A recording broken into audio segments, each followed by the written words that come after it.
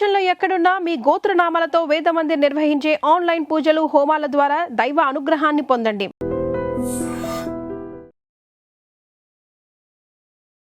Hi, welcome to iDream తెరవెనుక కథల కార్యక్రమానికి స్వాగతం.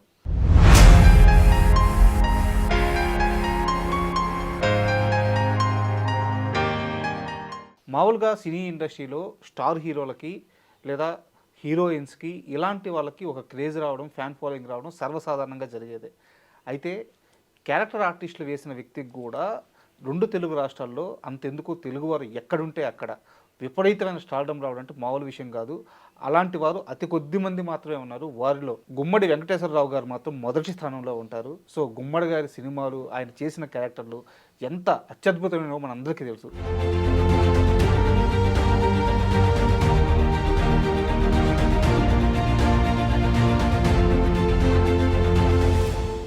అయితే గుమ్మడి గారి సినీ ప్రయాణంలో ఉన్న విశేషాల గురించి మనకి తెలియజేయడానికి సీనియర్ కోఆర్డినేటర్ కనగల జయకుమార్ గారు ఈరోజు మనతో పాటు ఉన్నారు. వారిని అడిగి మరిన్ని విషయాలు తీసుకుందాం. హాయ్ సార్, నమస్తే. నమస్తే సార్. గుమ్మడి గారి గురించి అండి సార్, డైలాగ్ చెప్పటంలో రామారావు గారిది ఒక స్టైలు, నాగేశ్వరరావు గారిది ఒక స్టైలు, ఎస్వి రంగారావు గారిది ఒక స్టైలు. ఆ మూడు డిఫరెంట్ స్టైల్స్. అయితే గుమ్మడి గారు మాత్రం చక్కగా స్వచ్ఛంగా ప్రతి సిలబుల్ అర్థమయ్యేటట్టు చక్కగా డైలాగు చెప్పటంలో గుమ్మడి గారు అద్భుతం అండి. అంత చక్కని ఎక్స్ప్రెషన్తో, అంత చక్కని డిక్షన్తో చాలా అద్భుతంగా చెప్తాడు గుమ్మడి గారు. అయితే ఈ గుమ్మడి గారు రామారావు గారి ప్రోత్సాహంతో, బ్రదర్ మీరు క్యారెక్టర్ ఆర్టిస్ట్గా వేస్తే మీకు ఎక్కువ వేషాలు వస్తాయి అని ఎన్టీ రామారావు గారు గుమ్మడి గారికి సలహా ఇవ్వటంతో ఈయన క్యారెక్టర్ ఆర్టిస్ట్ అయిపోయాడు. అయితే ఒక చిన్న సారీ టు ఇంటరప్ట్ సార్, గుమ్మడి గారు నాకు ఇంకా వేషాలు రావు వెళ్ళిపోతానన్న సందర్భంలో రామారావు అన్నమాట ఇది.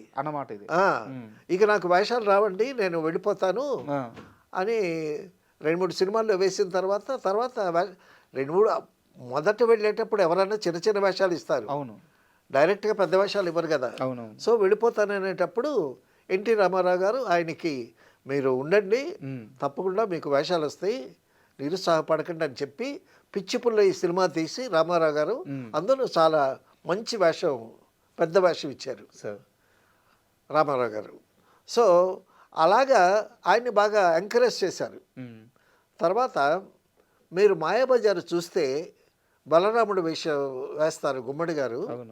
అసలు సినిమా చూస్తూ ఉంటే ఆ బలరాముడు క్యారెక్టరు, ఆ బలరాముడిని రిసీవ్ చేసుకోవటం, తర్వాత ఆ బలరాముడు రావటం, అక్కడ ఆ స్ట్రేచరు చాలా అద్భుతమైనటువంటి, చాలా పెర్ఫార్మెన్స్, చాలా డిగ్నిటీ. నాకు ఒక చిన్న ఎక్స్పీరియన్స్ ఉంది. మామూలుగా మనకి మహాభారతం సంబంధించిన ఆ బ్యాక్డ్రాప్లో సినిమాలు తీస్తే కృష్ణుడి గురించి, అర్జునుడి గురించి, కర్ణుడి గురించి, వాళ్ళ విరోచిత పోరాటం గురించి చాలా గొప్పగా చూపించున్నారు. అవును. బట్ బలరాముడు ఎంత బలవంతుడో మనకు పుస్తకాల్లో, పురాణాల్లో వాటిలో ఉంది, కానీ సినిమాలో ఎక్కడా ప్రస్తావించాల. అది కేవీ రెడ్డి గారు చూపించారు. అయితే పాండవులకి అన్యాయం చేస్తాడా, వెళ్ళి దుమ్ము దులిపేస్తా అని చెప్పి ఆవేశంగా ఆయన వెళ్ళినప్పుడు అవునవును దుర్యోధనుడు ఒరిగిపోయి, అవును మా బలరాముడు అంటే ఇదా, బలరాముడు ఇంత పవర్ఫుల్ క్యారెక్టర్ అనేటటువంటిది మాయాబజార్లో చూస్తే గుమ్మడి గారి పర్ఫార్మెన్స్ అద్భుతంగా ఉంటుంది. ఎన్టీ రామారావు గారు ఉన్న వాళ్ళ ఒక సీన్లో అందరూ కూర్చునేటప్పుడు ఈయన మీదే బాగా ఎలివేటెడ్ క్యారెక్టర్గా చూపించారు. చాలా అద్భుతంగా చేశాడు ఆయన.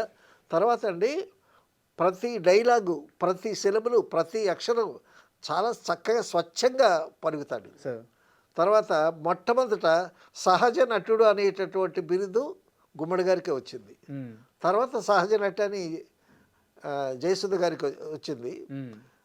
సహజంగా మనం ఇంట్లో ఉండేటటువంటి ఒక ఫాదరు, ఒక బ్రదరు, ఒక పెద్దన్నో అటువంటి క్యారెక్టర్స్ అలాగ మూర్తిభవించినట్టు ఉంటాడు ఆయన.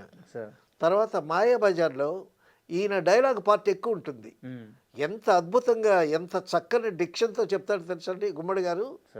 నేను నాటకాలు వేస్తే గుమ్మడి గారిలాగా డైలాగ్ చెప్పి నాగేశ్వరరావు గారిలాగా ఇలా చేయనేవాడిని. అప్పుడు నాకు గుమ్మడి నాగేశ్వరరావు అని పిలిచేవాళ్ళు ఫ్రెండ్స్. ఒక డైలాగ్ చెప్పండి సార్ అయితే. వద్దులేండి ఇప్పుడు అవన్నీ.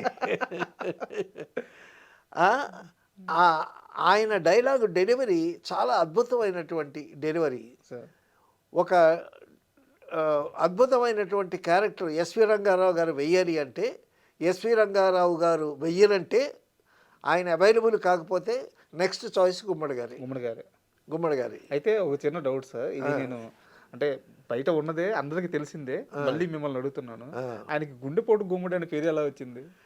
గుండెపోటు గుమ్మడి అంటే ఇప్పుడు రామారావు గారికి నాగేశ్వరరావు గారికి ఫాదర్ వేసాడు ఆయన. రామారావు గారి కన్నా నాగేశ్వరరావు ఒక ఏడు చిన్న, గుమ్మడి గారు ఇంకా చిన్న, కానీ ఫాదర్ వేషం వేశాడు. ఇద్దరికి ఫాదర్ వేషం వేశాడు. అయితే ఈ వీళ్ళ వయసులో ఆడియన్స్లో ఏదో తేడా వచ్చి ఒకడు ప్రశ్న, అప్పుడు సినిమా రంగం అని ఒక బుక్ ఉండేది, అందులో ఒకడు అడిగాడు ఏమని, గుమ్మడి కాయా పండా అని అడిగాడు. కాయా పండు అంటే అర్థం కాదు. కాయా పండు అంటే గుమ్మడి చిన్నవాడా పెద్దవాడా? ఓల్డ్ ఫాదర్ క్యారెక్టర్ చేస్తున్నాడు కదా, సో అప్పుడు కాయ అని రాశాడు. వాళ్ళిద్దరు రామారావు గారు నాగేశ్వరరావు గారి కన్నా చిన్న ఈయన. అయితే రామారావు గారి సలహాతో ఈయన క్యారెక్టర్ ఆర్టిస్ట్ వేయటం, ఒకసారి ఒక క్యారెక్టర్ పడిన తర్వాత, ఒక ఏజ్ క్యారెక్టర్ పడిన తర్వాత ఇక ఆ క్యారెక్టర్కే పిలుస్తారండి. సినిమాల్లో ఎట్లా ఉంటుందంటే, పొరపాటున ఒక ఆర్టిస్టు డాక్టర్ వేషం వేసాడు అనుకోండి, ఈ డాక్టర్ వేషానికే పిలుస్తారు. డాక్టర్ రమేష్ అని ఒక ఆయన ఉండేవాడు, ఆయన సెట్కి వచ్చి ఆర్టిస్టులకి బీపీ అవన్నీ చూసేవాడు, వేషం అడిగేవాడు. ఆయనకి ఎప్పుడు డాక్టర్ వేషమే, నేను వేషాలలో మానుకుంటాను కానీ ఇక డాక్టర్ వేషం వేయననేవాడు. సో ఆ విధంగా ఒక ఫాదర్ క్యారెక్టర్కి ఒక మంచి ఫాదరు అనేసరికి, మంచి ఫాదర్ అంటే గుమ్మడి గారే, విలక్షణమైన ఫాదర్ అంటే ఎస్వి రంగారావు గారు. సో సావిత్రికి ఫాదర్ అయినా లేకపోతే మామగారు అయినా చక్కగా గుమ్మడి గారే. ఆ ఫ్యామిలీ రామారావు గారు, నాగేశ్వరరావు గారు, జగ్గయ్య గారు, గుమ్మడి గారు, ఆ ఫ్యామిలీలో అదే ఒక చక్కని ఫ్యామిలీ అనమాట. అయితే ఇంకొక చిన్న విషయం కూడా సార్, సావిత్రి గారు అంటే ఒక స్టార్గా ఉన్నప్పుడు కానీ ఆమె ఆస్తి అంతా కొంత లాస్ అయ్యి తర్వాత గోరింటాకు లాంటి సినిమాలో మదర్ క్యారెక్టర్ చేసిన ఆ సందర్భంలో కానీ ఓవరాల్ మొత్తం పీరియడ్లో సావిత్రి గారిని ఎప్పుడూ సావిత్రిలాగే చూసి ఆమెను అంతే గౌరవించిన వ్యక్తి గుమ్మడి గారు అంటే. అవును. తర్వాత ఆవిడ ఇబ్బందుల్లో ఉంటే ఒక అమౌంట్ కూడా ఇచ్చారంట గుమ్మడి గారు, ఒక అమౌంట్ కూడా ఇచ్చారంట. ఇచ్చి మర్చిపోయాడు ఆయన. సావిత్రి అంటే అంత అభిమానం. అవును, చెప్పారు, చాలా మంది చెప్పారు. సరే ఒకసారి సావిత్రి ఇంటికి వచ్చి గుమ్మడి గారిని పరామర్శించి ఇదిగోండి అమౌంట్ అని అంటే ఆయన తీసుకోలేదంట. తీసుకోకపోతే అప్పుడు దిండు కింద పెట్టి వెళ్ళిందంట. సో ఆ విధంగా ఆ రుణం కూడా ఉంచుకోలేదు. తర్వాత ఆవిడ పరిస్థితి చూసి ఎవరికి తెలియకుండా ఒక హెల్ప్ చేసినట్టు, ఆ విధంగా సావిత్రి అంటే చాలా అభిమానం ఆయనకి. సావిత్రితో ఎన్ని సినిమాలు యాక్ట్ చేశాడు ఆయన, నిజంగా ఒక ఫాదర్ కానీ మామయ్య కానీ. అవును, వాళ్ళిద్దరూ ఏదో నిజమైన తండ్రి కూతురులాగే ఉండేవాళ్ళు. తర్వాత గుమ్మడి గారు చాలా సాహిత్య ప్రియుడండి. కవులన్నా, రచయితలన్నా, సాహిత్యం అన్నా, పాట అన్నా, తర్వాత మంచి డైలాగులన్నా సాహిత్య ప్రియుడు ఆయన. శ్రీనారాయణ రెడ్డి గారిని పాటలు రాయటానికి ఎన్టీ రామారావు గారు ఇన్వైట్ చేస్తే, శ్రీనారాయణ రెడ్డి గారు మెడ్రాస్ వస్తే ఆయన్ని రిసీవ్ చేసుకోవటానికి ఎన్టీ రామారావు గారు, త్రివిక్రమరావు గారితో గుమ్మడి గారు వెళ్ళారు. ఓకే, ఆయన ఇంట్రెస్ట్ అనమాట. సో ఆ విధంగా కవులన్నా, సాహిత్యం అన్నా చాలా ఇంట్రెస్ట్. తర్వాత గుమ్మడి గారికి గమ్మత్తు అనే ఒక అలవాటు ఉందండి. ఏంటంటే సీన్ చెప్పామనుకోండి, సీన్ చెప్తే ఆయన డైలాగులు విని ఆయన డైలాగు మారుస్తాడు. ఓకే, డైలాగు మార్చడం సరదా ఆయనకి. ఏంటి, అన్నం తిన్నారా అని ఉందనుకోండి, అన్నం తిన్నారా అంటే మామూలుగా సింపుల్గా ఉంటుందండి, భోజనం చేశారంటే బాగుంటుందండి అని మారుస్తాడు. భోజనం చేశారని ఉందనుకోండి, భోజనం చేశారా అనేది పెద్ద మాటలాగా ఉందండి, కొలొక్కిలుగా ఉంటుంది, అన్నం తింటారు అని మారుస్తాడు. ఆయనకు అలవాటు. అంతే, ఆయనకి అలవాటు. అంటే ఆ డైలాగుల మీద నిశ్చితంగా పరిశీలన చేయటం అనమాట. ఉమ్. సంపూర్ణ రామాయణంలో సార్ దశరథుడు వేషం వేశారు గుమ్మడి గారు. సార్ రాముడి వేషంలో శోభన్ బాబు గారు ఉన్నారు. ఉమ్. శోభన్ బాబు గారు గుమ్మడి గారితో ఒక డైలాగ్ చెప్పి ఉమ్. మీ వాత్సల్యమే మాకు సర్వరక్ష ఉమ్. అని డైలాగ్ చెప్తాడు. సార్ అప్పుడు గుమ్మడి గారికి డైలాగులు మార్చే అలవాటు ఉంది కదా, ఈయన డైలాగులు మార్చుకుంటే ఓకే, ఎదుటి వాళ్ళ డైలాగులు కూడా మార్చాలని చూస్తూ ఉంటాడు ఈయన. సార్ అప్పుడు ఏమన్నాడు గుమ్మడి గారితో ఏమన్నాడు శోభన్ బాబు గారు, సర్వరక్ష అన్నారు. మీ వాత్సల్యమే సర్వరక్ష అని అన్నాడు. ఉమ్. అని అంటే గుమ్మడి గారు అన్నాడు, మీ వాత్సల్యమే శ్రీరామ రక్ష అనొచ్చు కదా అని అన్నాడు. ఈయనే శ్రీరాముడు కదా. అని అంటే అప్పుడు ముడముడి వెంకటరాముడు గారు వెంటనే అందుకొని, ఏమంటే అలాగ అనకూడదు, మీరు డైలాగులే మార్చమాకండి, శ్రీరాముడే శ్రీరామ రక్ష అని తనకి తాను అలా అనుకుంటాడు, మీ వాత్సల్యమే సర్వరక్ష అదే ఉంచండి, మీరు డైలాగులు మార్చకండి అని. ఆ విధంగా డైలాగులు అంటే చాలా ఇంట్రెస్ట్ గుమ్మడి గారికి, అదొక ఆనందం ఆయనకి. ఆనందం. తర్వాత ఒక సినిమాలో ఏదో మాట్లాడుతూ డైరెక్టర్ గారితో అనుకోకుండా అలవోకగా వచ్చేసిందండి అన్నాను నేను. అనేసరికి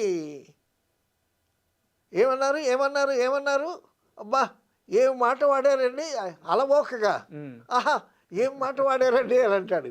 అంటే ఆ మాటలు అంత సాహిత్యం అంటే డైలాగులు అంటే అంత ఇంట్రెస్ట్ అయింది గుమ్మడి గారికి. తర్వాత ఒకసారి ఇది ఎందుకు వచ్చిందంటే జగ్గీ గారు కూడా ఉన్నారు స్పాట్లో. జగ్గీ గారు ఉండి నేను కాస్త తెలుగు పండితులుగా చేసి ఉన్నాను కదా, తాడు పేడు జంట పదాలు కదా అన్నారు జగ్గీ గారు. అని అంటే నేను అటు ఇటు చూస్తున్నాను, మిమ్మల్నేనండి అని అన్నాడు ఆయన. అని అంటే అవునండి తాడు పేడు జంట పదాలే, తాడో పేడో తేల్చేస్తాను అంటారు, అవి జంట పదాలే అని అన్నాను నేను. సో ఇంక పక్కన అందుకుని అప్పటి నుంచి ఆ డైలాగ్ పేపర్ ఇస్తే అన్నీ కరెక్ట్గానే ఉన్నాయా, ఏమన్నా మార్చడానికి ఉంటుందా గుమ్మడి గారు. ఆ ఇంట్రెస్ట్ అయితే ఈ ఇంట్రెస్ట్ ఎక్కువైపోయి బోయిన సుబ్బారావు గారి సినిమాలో ఏదో మార్చబోయాడంట ఆయన. మార్చబోయి బోయిన సుబ్బారావు గారు, గుమ్మడి గారు మీ పని మీరు చేయండి, మా పని మేము చేస్తాం. మామూలుగానే అగ్రెసివ్ కదా బోయిన సుబ్బారావు. ఆయన మనిషి అలా అల్పంగా కనిపిస్తాడు కానీ చాలా డిటర్మినేషన్ ఉండేటువంటి డైరెక్టర్, మంచి హిట్లు ఇచ్చాడు. తర్వాత లాస్ట్లో ఈవీవి సత్యనారాయణ గారి దగ్గర గుమ్మడి గారు యాక్ట్ చేశారు. యాక్ట్ చేసేటప్పుడు ఏదో మాట తేడా వచ్చి గుమ్మడి గారు ఎంత చక్కగా డైలాగు చెప్తాడు ఆయన, దానికేమో నూతన ప్రసాద్ చేత డబ్బింగ్ చెప్పేసరికి చాలా హర్ట్ అయ్యాడు ఆయన. ఓకే గుమ్మడి గారు. తర్వాత ఇక నా క్యారెక్టర్కి నేను డబ్బింగ్ చెప్పుకోలేకపోతే ఇక ఎందుకు అని ఆయన నటన విరమించుకున్నంత పర్యంతానికి వెళ్ళాడు. ఓకే ఆర్టిస్ట్ హర్ట్ అవటం అన్నమాట. తర్వాత లాస్ట్లో కాశీనాయన మీద ఒక సినిమా తీశారు, కాశీనాయన చరిత్ర అని. ఆ కాశీనాయన క్యారెక్టర్కి ఈయన కరెక్ట్గా సూట్ అవుతాడని చెప్పి లాస్ట్ సినిమా ఆయన యాక్ట్ చేసినటువంటి సినిమా గుమ్మడి గారిది. చక్కగా స్పష్టంగా అందరికీ అర్థమయ్యేటట్టు డైలాగు చెప్పటంలో ఆ ఎక్స్ప్రెషన్ కానీ ఆ డిక్షన్ కానీ నంబర్ 1 గుమ్మడి గారే. అయితే నాకు చాలా ఇష్టమైనటువంటి సార్. అయితే ఒక చిన్న విషయం ఏంటంటే ఆయన ఎన్టీఆర్ గారితో ఏఎన్ఆర్ గారితో సమానంగా తండ్రి క్యారెక్టర్లు కానీ వాళ్ళతో సమానంగా సినిమాలు చేసినప్పటికీ కూడా ఆయనకి ఏఎన్ఆర్ గారి కంటే కూడా ఎన్టీఆర్ గారు అంటే ఒక పాలు ఎక్కువ ఇష్టం అని చెప్పి చెప్తారు. నిజమేనా అది? నాగేశ్వరరావు గారి సినిమాల్లో కూడా చాలా సినిమాలు చేశాడు ఆయన. బట్ ఎన్టీఆర్ గారిని ఒక పాలు ఎక్కువ ఇష్టపడే వ్యక్తి గుమ్మడి గారు అని చెప్పి చెప్తారు. నాగేశ్వరరావు గారికి వచ్చేసి అంటే జగ్గయ్య గారు వచ్చేసి నాగేశ్వరరావు గారికి ఆదిలో బిగినింగ్లో ఈయన ఎంకరేజ్ చేసి ఈయనకి మోరల్ సపోర్ట్ ఇచ్చి ఈయనకి పిచ్చి పుల్ల వేషం ఇచ్చి ఈయనకి వేషాలు రావడానికి కారకుడు ఎన్టీ రామారావు గారి. సో ఆ గ్రాటిట్యూడ్ డెఫినెట్గా ఉంటుంది కదా. అంటే నేను వినింది ఏంటంటే జగ్గయ్య గారు వచ్చి నాగేశ్వరరావుకి ఎక్కువ అటాచ్మెంటు, గుమ్మడి గారు వచ్చేసి ఎన్టీఆర్ గారికి ఎక్కువ అటాచ్మెంటు. బట్ వీళ్ళు కలిసి సినిమాలు చేసినప్పటికీ వీళ్ళ అనుబంధం ఇలా ఉండేది అని చెప్పి చెప్పారు. నిజమా కాదా మిమ్మల్ని అడిగితే తెలుస్తుందని అడుగుతున్నాను అంటే కొన్ని బయటపడరండి. సార్. సో రామారావు గారు ఆయన ఎంకరేజ్ చేశారు కాబట్టి అటువైపు ఉండటం తప్పలేదు. అలాగే నాగేశ్వరరావు గారి సినిమాల్లో చాలా సినిమాల్లో మంచి క్యారెక్టర్ ఉంటే గుమ్మడి గారిని పెట్టి చేశారు. అవును అవును. సో ఇదంతా this is a family, artist family. ఫ్యామిలీలో కొంచెం అటు హెచ్చు ఉంటుంది, ఇటు తగ్గు ఉంటుంది. తర్వాత పౌరాణిక క్యారెక్టర్స్ చేయాలంటే మరి ఎన్టీ రామారావు గారి సినిమాల్లో గుమ్మడి గారికి డెఫినెట్గా ఒక క్యారెక్టర్ ఉంటుంది, మంచి క్యారెక్టర్ ఒకటి ఉంటుంది. అలాగే సోషల్ సినిమాల్లో మంచి క్యారెక్టర్ ఏదన్నా ఉన్నానంటే గుమ్మడి గారిని పిలవలసింది. అండ్ మీరు వారితో కలిసి పనిచేశారు కాబట్టి పనిచేశారు. ఈ రెమ్యునరేషన్స్ ఇలాంటి విషయాలు ఎలా ఉంటారు గుమ్మడి గారు? చాలా స్ట్రిక్ట్గా ఉంటారా లేకుంటే? రెమ్యునరేషన్ విషయంలో వీళ్ళు ఏం చేస్తారంటేనంటే మేనేజర్ని పెట్టుకుంటారు. ఆ మేనేజర్ల ద్వారా కలెక్ట్ చేసుకుంటారు అమౌంట్స్. సో నేను కాలం మారేది పనిచేసేటప్పుడు గుమ్మడి గారికి మేనేజర్ ఉన్నారో లేదో కానీ మేకప్ మ్యాన్ ద్వారా రెమ్యునరేషన్స్ తీసుకునేవాళ్ళని విన్నాను నేను. అండ్ డబ్బుల దగ్గర చాలా కరెక్ట్గా ఉంటాడు. డబ్బుల దగ్గర కరెక్ట్గా ఉంటాడు. తర్వాత అండి డబ్బుల దగ్గర కరెక్ట్గా ఉండకపోతే ఇప్పుడు శోభన్ బాబు గారు చెప్పిన ఫిలాసఫీయే, మనకు రావాల్సినటువంటి అమౌంట్ పూర్తిగా ప్రొడ్యూసర్ దగ్గర నుంచి కలెక్ట్ చేసుకోవాలి. కలెక్ట్ చేసుకోకపోతే బ్యాలెన్స్ ఉందనుకో నెక్స్ట్ సినిమాకి వాడు మనల్ని పిలవడం మొహమాటం. కాబట్టి నెక్స్ట్ సినిమా కూడా మనం లూజ్ అవుతాం, ఛాన్స్ కూడా పోతుంది. డబ్బులు పాడవే కాకుండా ఇప్పుడు నయాన్న భయాన్ని డబ్బులు కలెక్ట్ చేసి పెట్టేసుకుంటే ఇదిగా మనసులో బాగా ఫ్రీగా ఉంటాయి కదా. అవును, నెక్స్ట్ సినిమాకి డెఫినెట్గా పిలుస్తారు. ఇది చాలా బాగుంది. ఇది శోభన్ బాబు గారు పెట్టుకున్న రూల్ ఇది. శోభన్ బాబు గారు నాకు సరితబాబు గారు చెప్పారు, శోభన్ బాబు ఇలా చెప్పాడు అని. కరెక్ట్, అసలు చాలా బాగుంది. డబ్బింగ్ అయ్యేలోగా డబ్బులు వసూలు చేసుకోవాలి. డబ్బింగ్ అయిపోయిన తర్వాత ఇక వీళ్ళతో పని ఉండదు కదా. అవును. సో డబ్బింగ్ అయ్యేలోగా డబ్బులు ఇస్తేనే డబ్బింగ్కి వస్తాడు శోభన్ బాబు గారు. మరి మీలాగా నేను గట్టిగా అడగొచ్చా అని అంటే అడగాలి. ఎందుకంటే డబ్బింగ్ అయిపోయిన తర్వాత మనతో పని ఉండదు. ఆ బ్యాలెన్స్ వస్తాయో రావో తెలియదు. డబ్బు అమౌంట్ పూర్తిగా పడిందనుకో, మనం డబ్బింగ్ చెప్పేసామనుకో, ఆ సినిమా హిట్ అయ్యి ప్రొడ్యూసర్ నెక్స్ట్ సినిమా తీసాడనుకో, అప్పుడు డెఫినెట్గా మళ్ళీ క్యారెక్టర్ ఉంటే మనల్ని పిలుస్తాడు. మన బ్యాలెన్స్లో అక్కడ ఉన్నాయనుకో, మనకు ఆ క్యారెక్టర్ ఉన్నా సరే ఆ మొహమాటంతో మనల్ని పిలవకుండా మరొకరిని పిలుస్తాడు. రెండు విధాల నష్టం అని టీచింగ్ అనమాట శోభన్ బాబు గారు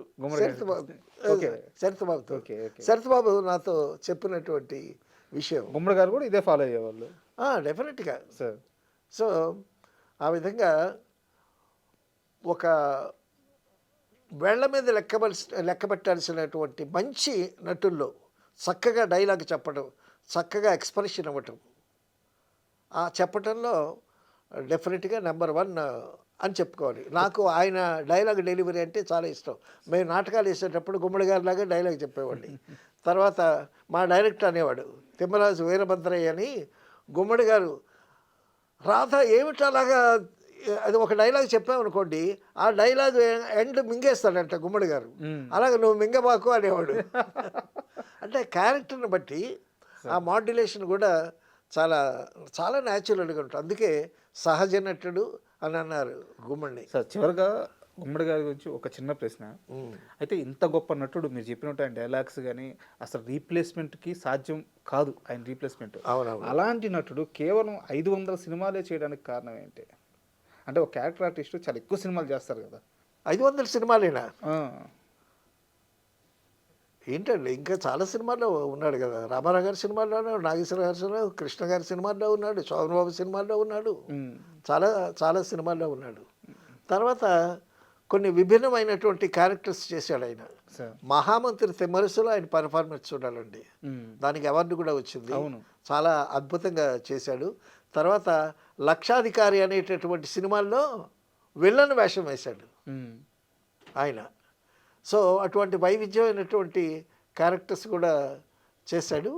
అయితే ఆయన ఏంటంటే ప్రొడక్షన్ జోలికి వెళ్ళలేదు. తెలివిగా ప్రొడక్షన్ జోలికి వెళ్లకుండా చాలా మంది చేసిన తప్పు ఆయన చేయలేదు. చేయలేదు. ఆ విధంగా తర్వాత విజయ సంస్థలో ప్రతి సినిమాలో ఆయన ఉన్నాడు. అవును. అలాగే నాగేశ్వరరావు గారి సినిమాల్లో డెఫినెట్గా ఒక మంచి క్యారెక్టర్ ఉంటే అది గుమ్మడిది అవుతుంది. సో సావిత్రి, నాగేశ్వరరావు గారు, జగ్గయ్య గారు ఉంటే అది సూపర్ హిట్ సినిమా. ఒక మోగ మనుషులు కానీ, తర్వాత ఒక సుమంగళ అనేటటువంటి సినిమాలో కూడా సావిత్రిని ఓదార్చేటటువంటి క్యారెక్టర్లో గుమ్మడి గారు చాలా అద్భుతంగా చేస్తాడు. తర్వాత ఒక హీరోయిన్ ఎవరి ప్రేమలో పడింది అనుకునేటప్పుడు ఆయన డైలాగులు ఉంటాయండి, కూతురు నొచ్చుకోకుండా సూటిగా కాకుండా ఇండైరెక్ట్గా మాట్లాడేటటువంటి మాటలు ఆ స్క్రిప్ట్ మారుస్తాడు ఆయన. అదొకటి. రైటర్స్ ఉంటే ఏమంటే ఈ డైలాగు ఇలా మారిస్తే బాగుంటుంది కదా అని అంటాడు. బాగుంటుంది, బెటర్మెంట్గా ఉంటుంది. ఎందుకంటే ఎన్నో క్యారెక్టర్స్ చేశాడు కదా. అవును. తర్వాత అండి ఒక సందర్భం చెప్పాలి. సంపూర్ణ రామాయణంలో దశరథుడు క్యారెక్టర్ వేస్తాడు కదా, అందులో ఒక పద్యం ఉంటుంది. కైక రాముణ్ణి అడవుకు పంపించి నా కొడుకు భరతుడికి పట్టాభిషేకం చేయమంటుంది కదా, అప్పుడు బాధపడుతూ ఒక పద్యం చదువుతాడు గుమ్మడి గారు. ఏంటంటే, చిదిమిన పాల్గారు చెక్కుటద్దములపై జిలిబిలి చిరునవ్వులొలయువాడు, రాఘవా ముద్దియరా అన్న ఎగిరి గంతిడుచు ముద్దిడడువాడు అని. చిదిమిన పాల్గారు చెక్కుటద్దముల వంటి రాముడు అడవికి వెళ్ళటం ఏంటి కైక, ఇదేమన్నా న్యాయమా అని ఏడుస్తూ బతిమాలుతూ పద్యం చదువుతాడు. ఆ పద్యం పాడింది ఎవరు? మాధవపెద్ది సత్యం గారు పాడారు ఆ పద్యం. చిదిమిన పాల్గారు చెక్కుటద్దములపై జిలిబిలి చిరునవ్వులొలయువాడు, రాఘవా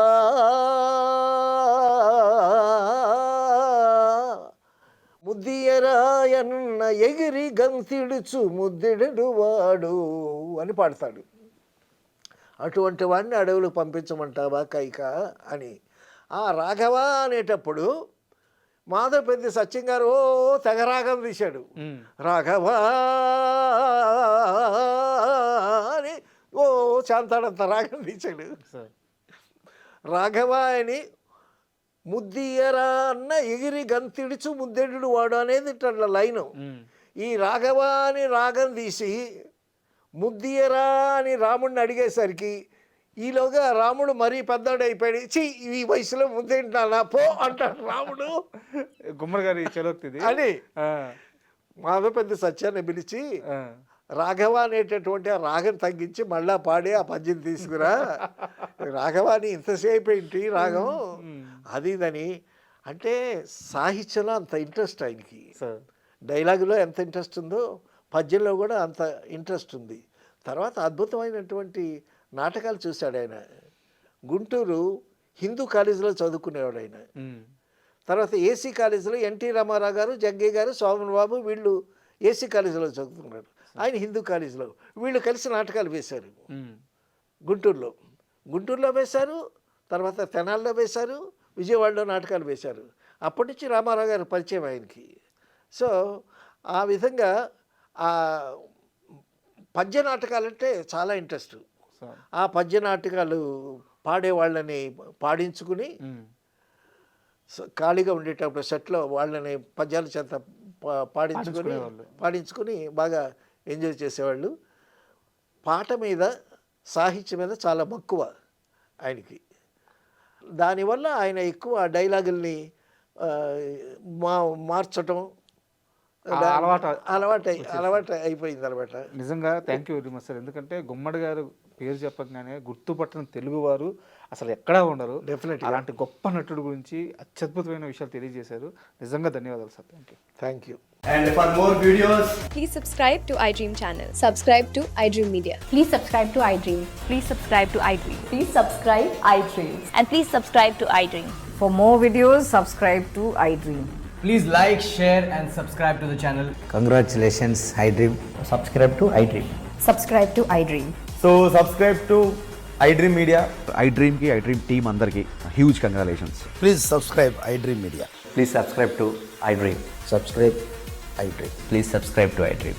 iDream అంటే నా కళల ఛానల్ను సబ్స్క్రైబ్ చేసుకున్న నోరు తిరుగుతలేదు, మీరైతే గంట గుర్తు కొట్టండి. For more such videos, please subscribe to iDream.